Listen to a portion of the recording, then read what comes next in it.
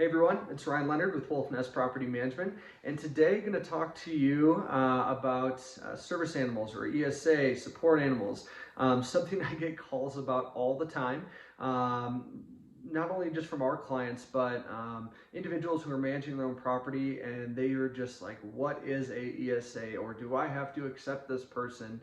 So today I just want to kind of give you what are the difference between service animals, support animals, and what does that mean for you as a landlord, or if you're looking at a property management company. So support versus service animal.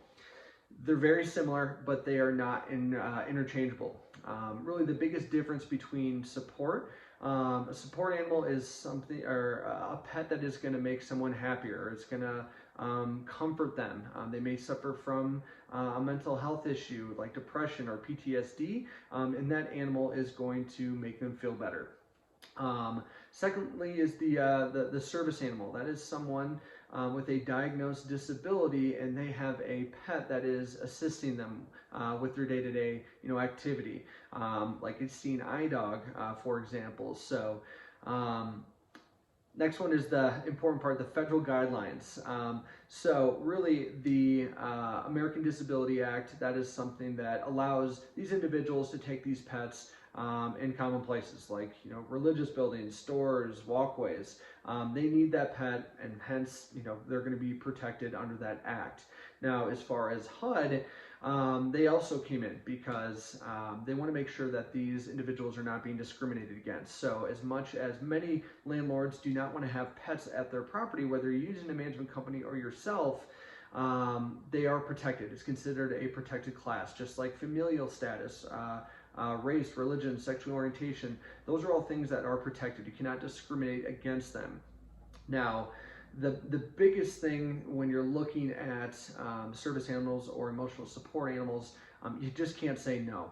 Again, they are protected, and it's something that if you're concerned about damage and all these things, they can still be held accountable for that. Now, you cannot go and charge tenants more in monthly rent or pet fees or pet deposits because, again, it is a protected class. So you just have to keep in mind that you're not considering them as a pet.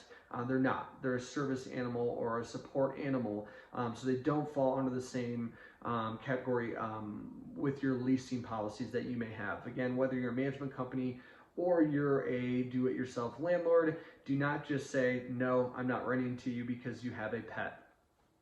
Now, guidance for you and your properties, when you have a vacancy, or if you have a tenant that's living there and halfway through that lease, they meet with a doctor and they get a service animal note or a emotional support animal note, that's not something that you can just kick them out of the property for.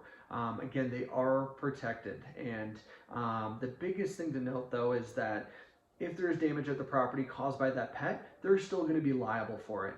You just can't charge those, other revenue streams like monthly pet rent or pet deposits. Those type of things you can't charge those tenants for. But just know if there is a service animal in that property, we're still going to be doing the same checks, at least at Wolfnest. Blacklight testing on the flooring, comparing move-in videos, move-out videos, and move-in photos, move-out photos, inspection reports, all of that to make sure that we protect the property. So if you have any questions about service animals, support animals, do I have to accept them? How can I ensure that it's legitimate?